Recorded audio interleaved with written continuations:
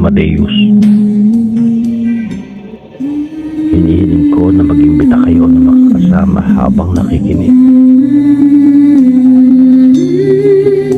Dahil hindi ninyo kakayanin mag-isa ang mga istoryang ibabahagi ko ngayong gabi.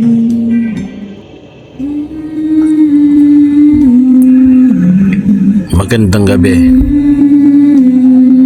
Ang istoryang mapapakinggan nyo ngayon ay nagmula kay Mr. Miggy Frankie sa Threads. MIGGFRANKIA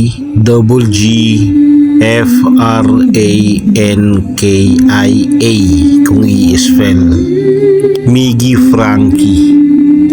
Gwapo tong si Sir para sa mga naghahanap dyan. Kaya i-follow nyo na rin ang Threads at Instagram account niya. Accountant to, magaling sa math. Mukhang banker pa yata. Saka yun nga, binata rin. Ano pa bang hinihintay nyo, girls? Grab! So yun na nga. Ang storyang ito gaya kina Miss Keiko at Mr. Jimmy Hayabusa. Nagpapaalam muna ako bago ko ibahagi ang mga kwento nila at malugod naman niya itong pinayagan. Dalawang kwento ulit to. Bali, isasama ko rin yung Haunted Hospital Part 2. Kung napakinggan ninyo yung Part 1, mas nakakakilabot tong Part 2. Pasensyahan nyo na kung medyo hilaw o payak ulit yung boses ko. Alam nyo naman, puro tayo, cellphone lang gamit natin dito. Kung pinakinggan nyo yung mga una kong kwento bago to, yung sa huli may mga salita ako rin. Doon ko naman pinaliwanag. No? Game. Magsisimula na ako. Isa sa mga nakakatakot na karanasan ko ay nangyari mismo sa bahay namin. Hanggang ngayon, dito pa rin naman kami nakatira. Pero wala naman nang masyadong kababalaghan, hindi kagaya noong mga bata pa kami. Kolehiyo pa ako noon at minsan lang umuwi ng bahay dahil sa Maynila ako nag-aaral. Karaniwan, tuwing katapusan lang ng linggo ako nakakauwi. Tapos balik dormitory na ulit kapag may pasok. Dalawa lang ang kwarto sa bahay namin. Isang kwarto para sa mga magulang ko, tapos isang kwarto naming magkakapatid. Bali, 3 kaming magkakapatid at ang higaan doon ay double deck. Yung iba bang higaan ay kasya ang 2, tapos isa naman sa taas.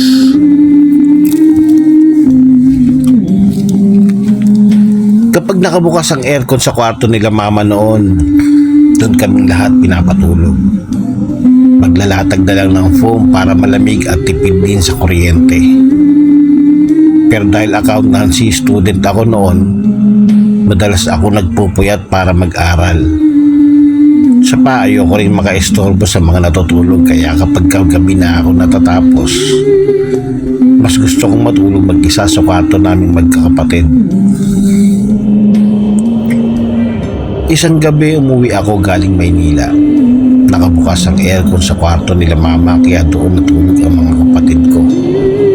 Ako naman, nag-aral muna hanggang bandang 2:00 ng madaling araw. Pagkatapos pinatay ko lahat ng ilaw sa bahay at humiga na ako sa kwarto naming magkakapatid. Hindi ko alam kung nakatulog ba talaga ako o nakaidlip lang. Pero bigla akong nagising dahil parang may mahinang pagyugyug sa double deck. Nainis pa ako nung una dahil kakahiga ko lang, tapos parang may magalaw agad sa kama. Madilim pa rin noon at tahimik ang buong bahay. Habang nakahiga ako, napansin kong tuloy-tuloy yung mahinang pagyugyug. Maya-maya may narinig akong may hinang hagigikan mula sa itaas ng higaan. Tunog bata.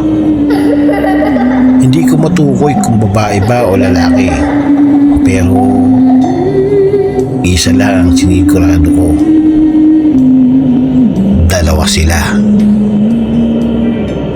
Ang nakakatakot doon, wala namang bata sa bahay namin.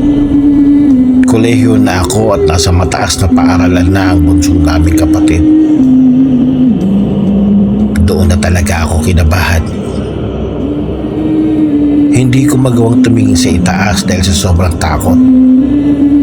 Ang ginawa ko na lang kahit mainit sa kwarto, hinila ko ang kumot at nagtalakbong ako. At dahil sa paggalaw ko habang kinukuha ang kumot, biglang tumahimik. Ilang segundo ring walang tunog at tila ba sila'y nakikiramdam. Tapos maya-maya may narinig akong bumulong. Huwag ka maingay. Baka magising. Parang nanigas ang buong katawan ko noon. Gusto ko sumigaw o tumakbo palabas ng kwarto pero hindi ako makagalaw. Yung tipong sa sobrang takot mo, pati boses mo parang nawawala.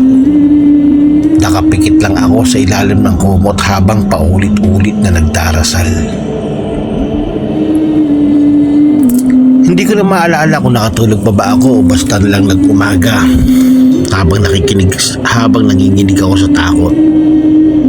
Kinabukasan sobrang takot ko talaga matapos yung mga nangyari nung nagdaang gabi. Hindi lang ako may karanasan sa kwartong iyon. May mga kwento rin ang kapatid ko. Minsan daw may nakikita siyang batang naglalaro sa kwarto. Tapos biglang tatakbo at mawawala. May mga pagkakataon ding may mabilis na aninong dumadaan sa teresa namin.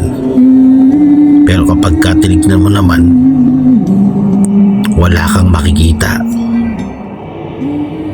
May isang beses din na may nakita akong anino ng bata sa banyo.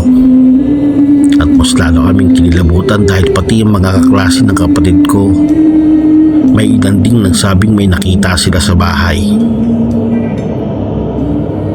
Ang nakakagulat lang, kahit may mga ganoong karanasan kami, hindi naman kami sinasaktan. Kaya kalaunan parang nasanay na rin kami at hinayaan na lang. Pero habang tumatanda kami, unti-unti na rin nawala ang mga paramdam. Hindi na namin sila nakikita o nararamdaman tulad ng dati. Kung naroon pa rin sila hanggang ngayon o tuluyan ng nawala, hindi ko na alam.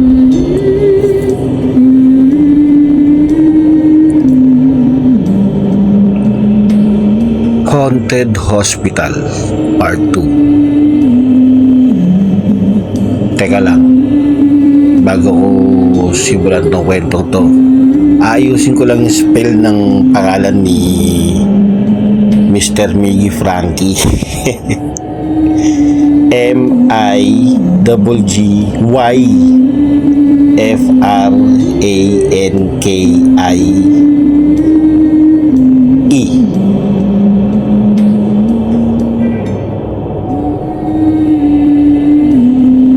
Frankie, okay, tama. So, dito na tayo ngayon sa part 2. Haunted Hospital Part 2. Nauna ko nang naikwento yung tungkol sa babaeng nasa loob ng kwarto sa ospital. Ngayon naman, ibabahagi ko yung iba't iba naming karanasan doon. At sa totoo lang, bihira yatang mangyari na mahigit 10 tao ang sabay-sabay na may nakitang hindi maipaliwanag. Una, mag-ina.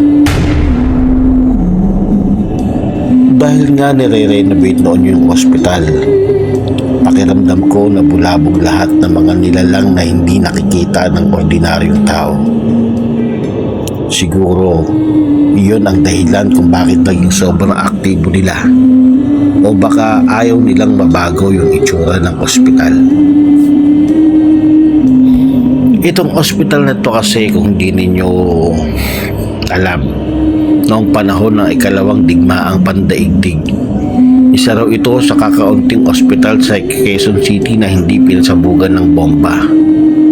Konting pahiwatig lang. Ospital ito ng isang babaeng imbintor. Ang babaeng kauna-unahang nag-aral sa isang sikat na universidad sa Amerika. Balik tayo sa kwento. Bandang alas 4 na ng hapon noon, habang may mga taong nagtitibag sa ikatlong palapag ng ospital, kasama ng mga trabahador ang isang babaeng inyenhero. Habang abala sila, bigla na lang may lumitaw na mag-ina mula sa hagdan. Dire-diretso silang naglakad papunta sa mismong lugar kung saan may ginagawang demolisyon. Siyempre nagulat silang lahat. Kaya ang ginawa nila, pinigilan daw nila yung dalawa.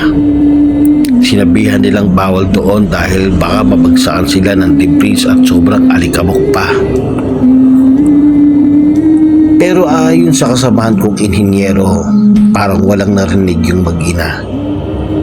Tuloy-tuloy lang daw sila sa paglalakad habang may pabulong na sinasabing babae na hindi nila maintindihan. Ang mas nakakapagtaka pa raw, dahil parang sinaunang panahon pa ang suot ng dalawa. Yung bata, nakasuot ng kamison at putol na pantalon, habang yung nanay naman nakamaluwang na damit at makulay na palda. Magulo rin at buhag-hag ang buhok nito. Pagdating nila sa dulo ng pasilyo, doon na raw halos manlaki ang mga mata ng lahat. Biglang humarap yung babae at sumigaw ng sobrang lakas. Kasabay nun tumakbo pabalik yung bata sa direksyon nila. Tapos pareho na silang naglaho. Pagkatapos nun, biglang lumamig ang paligid. Yung tipong parang may bumukas na aircon kahit wala namang aircon sa lugar na yun. Sabay-sabay nagtakbuhan pababa yung mga tao, habang yung babaeng inhinyero hinamatay pa sa sobrang takot. Pangalawa, matandang nakaitim. Ito naman siguro yung pinaka nakakatakot na karanasan ng isa naming babaeng staff. Bilisan ko na lang ng konti. Bandang alas 5 ng hapon noon, uwian na. Yung isa naming staff nakaramdam ng pananakit ng tiyan kaya nagpaiwan muna sa opisina. Tawagin na lang natin siya sa pangalang Elsa. Pagpasok niya sa banyo ng opisina habang umiihi siya, may bigla raw kumatok ng malakas sa pinto. Yung tipong parang nagmamadali talaga. Sumagot daw siya agad, sabi niya sandali lang.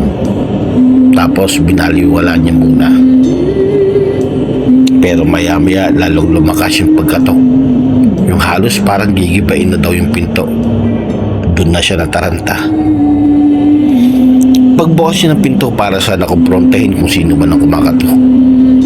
Nagulat siya dahil wala naman siyang nakita. Pero may malamig na hangin na pumasok sa loob ng banyo. Inisip na lang niya na baka galing daw sa aircon dahil kapapatay lang noon ng mga aircon sa opisina. Pagharap niya sa inidoro para sana mag-flush, bigla niya nakita sa harap niya ang isang matandang nakaitim. May binubulong daw ito. Nung una mahina, hanggang sa palakas ng palakas.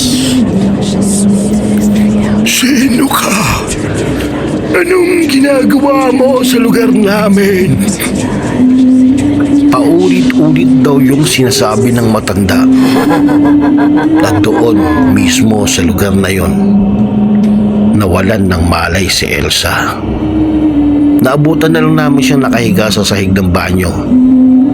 Kinabukasan nilagnat siya at hindi na muling pumasok sa trabaho. Pangatlo, masikip. Ito naman yung sarili kong karanasan. Kinabukasan noon may mahalaga kaming pagpupulong kaya wala akong pagpipilian kung di magpaiwan sa ospital. Nagpasya na rin akong doon na matulog dahil alas 8 ng umaga ang pasok kinabukasan. At ayoko naman pumasok na puyat lalo na't isa ako sa magugulat. Kailangan ko rin tapusin yung presentasyon ko. May kasama naman akong ibang trabahador noon pero nasa labas lang sila tumatambay. Dahil aminado akong matatakutin ako. Sinabihan ko silang pwede silang matulog sa loob ng opisina. Tapos ko para may kasama ako kunwari matapang. At bandang alas 12 ng dating gabi, natapos na ako. Pumasok na rin yung iba para matulog kaya kampante na ako dahil may kasama naman. Pinatay namin yung ilaw. Bandang alas 2 ng madaling araw bigla akong naalimpungatan. Pakiramdam ko sobrang sikip ng paligid. Yung tipong parang napakaraming tao sa loob kahit hindi mo naman nakikita. Hirap akong huminga. Mabigat sa pakiramdam at parang nasusuka ako habang kinikilabutan. Tapos napatitig ako sa isang sulok sa opisina. Hindi ko may paliwanag pero sobrang takot na takot ako habang nakatingin doon. Pinipilit kong aninagin yung madilim na bahagi pero wala naman akong makita. Ang alam ko lang, pakiramdam ko may nakatingin din sa akin hanggang sa binuksan ko yung ilaw. Pagbukas ko nakita ko yung isang kasama na nanginginig sa takot. Yung iba naman wala na pala sa loob. Nagsitakbuhan na sila palabas. Doon tinanong ko kung bakit. Ang sagot nila sa akin, "Sir, kung kanina pa kami nagigising. Hindi lang kami makaalis agad dahil binabantayan ka namin. Tapos, may matandang nakaitim dyan sa sulok." Sabay turo niya sa sulok kung saan ako nakatingin kanina. Sabi pa nito, ginagalaw-galaw niya yung kamay niya habang masama ang tingin sa'yo. Tapos, punong-puno ng mga taong nakaitim dito kanina. Nakapalibot sila sa hinihigaan mo. Kanina ka pa namin ginigising kasi umuungol ka na habang natutulog. Yung iba namin kasama hindi na kinaya kaya tumakbo na palabas. Napag-isip-isip ako at kinabukasan doon ko lang nalaman sa mga staff. Dating morgue pala yung opisina namin.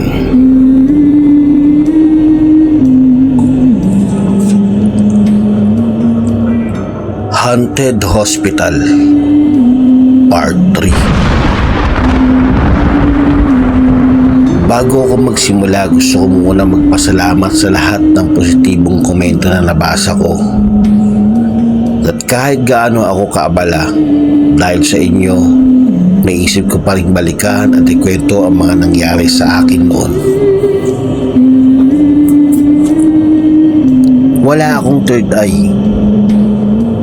Pero hindi ibig sabihin nun hindi na ako nakakaramdam, nakakakita o nakakaranas ng mga bagay na hindi nakikita ng ordinaryong tao.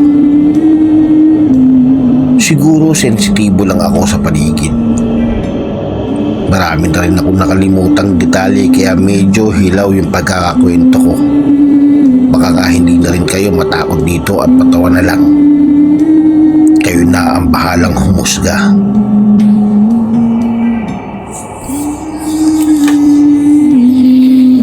Kwento ng isang doktor.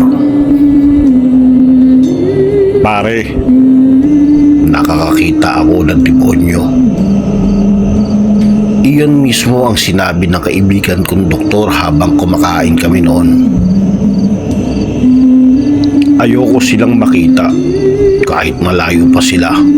Sila yung pinakaayokong nakikita. Palagi siyang naroon sa lumang mapa. Ayon sa kanya, yun daw ang pinakaunang landscape map ng lugar. Mas mapatanda pa yan kaysa sa mapa at sa luneta. Ang sabi pa nito, naghihintay lang siya. Sa sobrang tandaan ng ospital na to at sa dami ng pinagdaanan, iba't ibang henerasyon na ang lumipas. Kahit ako hindi maintindihan kung bakit hindi ako umaalis dito. Mahal ko tong ospital na to. At minsan habang naglalakad ako sa pasilyo, nakakasalubong ko siya. Yung mga paa niya nakatapak sa lupa. Pero yung katawan niya mula hita pataas ay nakabaligtad at nakaharap sa langit. Ayaw ko siyang makita dahil kapag pumasok siya sa isang kwarto, siguradong may mamamatay. At yung matandang nasa opisina ninyo, hindi yun kaluluwa.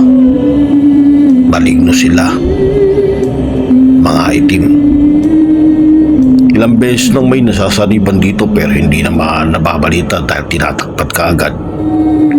Hindi rin lahat ng nurse na nakakasalubong mo rito ay tao. Hindi rin lahat ng nakakasabay mo sa elevator ay buhay.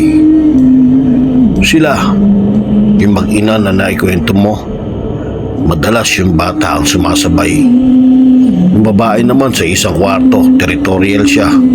Ayaw niyang may ibang pumapasok doon kaya ganoon siya kumilos.